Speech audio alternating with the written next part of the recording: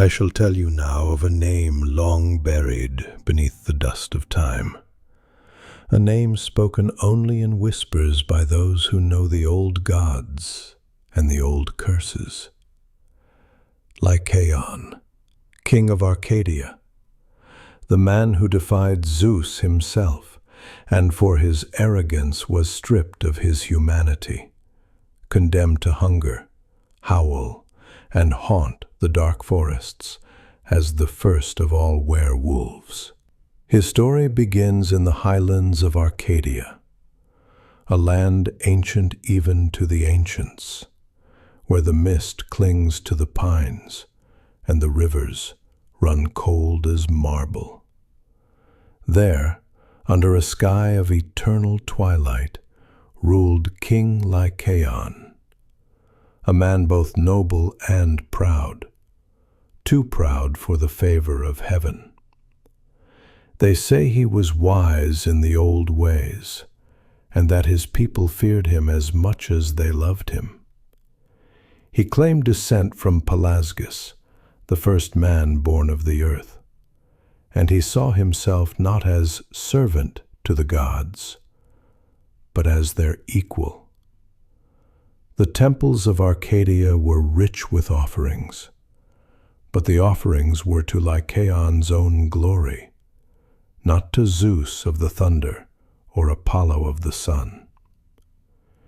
In those days, mortals had begun to forget their place.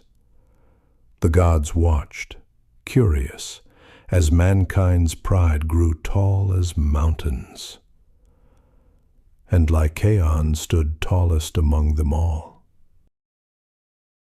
One evening, when the air was thick with storm, Zeus descended from Olympus in mortal guise. He came not with thunder, but cloaked in the appearance of a weary traveler, to test whether the hearts of men still honored the divine. He entered the halls of Lycaon unannounced, and the king, seeing this stranger, laughed, for he thought himself beyond the reach of heaven's eyes. "Be welcome, wanderer," said Lycaon, though his words dripped with mockery. "Rest beneath my roof, and you shall taste the finest feast in Arcadia." But in his heart a wicked thought took root. He doubted the stranger's divinity. He said to his sons, "If this be Zeus, as rumor claims, let us test him, and see whether the gods truly know the flesh of man." And so he did. From the dungeons below they brought forth a prisoner, a man whose name was lost to time. Lycaon slew him with his own hand, and had the cook prepare his limbs, seasoned and roasted, as part of the evening's banquet.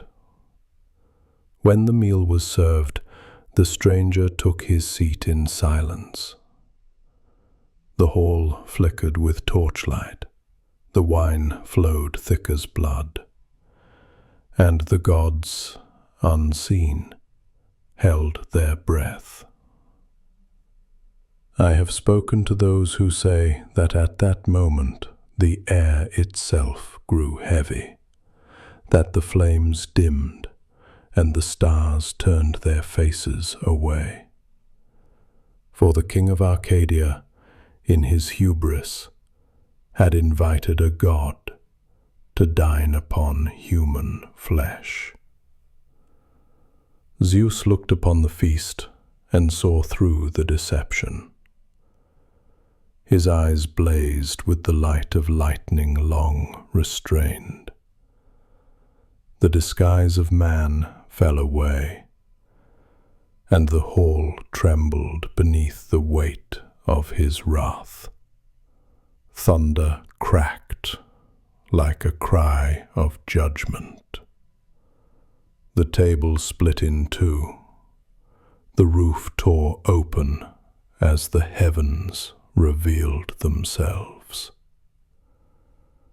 Then spoke Zeus, his voice not loud, but endless, echoing through every stone, every trembling soul that still drew breath in Arcadia.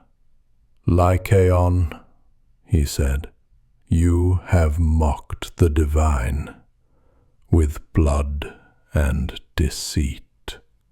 You sought to test the gods. Now you shall learn what it is to be less than man." And with that, the curse descended. They say Lycaon tried to flee out into the night, through the storm and the rain. But his legs faltered, his breath grew short, and something ancient began to stir within his flesh. His fingers curled, his nails blackened, and the taste of raw blood filled his mouth. The bones beneath his skin cracked like branches underfoot. His spine bent, twisted, and rose again in shapes no man should bear. He fell to all fours, and where his voice once cried out in terror, a howl tore free, long, terrible, and eternal. The people of Arcadia fell to their knees, for they saw their king torn apart by divinity itself, his flesh reshaped into fur, his eyes burning with the wildness of the beast. And thus was born the first werewolf, not by the bite of another, nor by the light of the moon, but by the wrath of heaven upon human pride. The next morning the storm had passed, the palace stood in ruin, and in the forests beyond they heard it, that same howl, echoing across the hills, neither human nor holy beast. The shepherds whispered that Lycaon still roamed those woods, his mind trapped forever between man and monster, his heart a thing of hunger and regret. Zeus, in his fury, smote the 50 sons of Lycaon, turning them all to wolves, until the valleys of Arcadia ran with shadows and howling. For generations the people spoke of cursed blood, and how, under the full moon, the descendants of Lycaon would change, their eyes glinting like a predator's in the dark. But the story does not end there, my listener, for myths are rivers. They twist, they merge, and they carry their secrets far downstream. The Romans heard the tale and shuddered. They named their wolf festivals Lupercalia, in remembrance, or perhaps in fear, of the man who first wore the skin of the beast. The poets of later ages retold it, each softening or sharpening the curse as they pleased. Some said Lycaon was innocent, that he merely tested Zeus out of doubt, not malice. Others said he feasted upon human flesh willingly, drunk with arrogance. But the truth, as with all old things, is veiled in shadow. I sometimes wonder, did Lycaon truly die that night, or does he still linger, a restless soul caught between God and beast, his curse carried forward in the blood of men who forget humility? For even now, in the lonely forests of Greece, the shepherds still whisper of shapes that move between the trees, of eyes that gleam where none should be. And when the wind howls across the mountains, They say it is the cry of Lycaon, mourning his throne, his sons, his pride. The scholars say that his name gave birth to the word lycanthropy, the sickness of the soul that turns man into wolf. But I say it was never sickness. It was punishment, a divine reminder that man must not taste what belongs to the gods.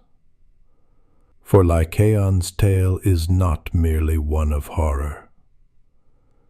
It is a mirror held up to the human heart.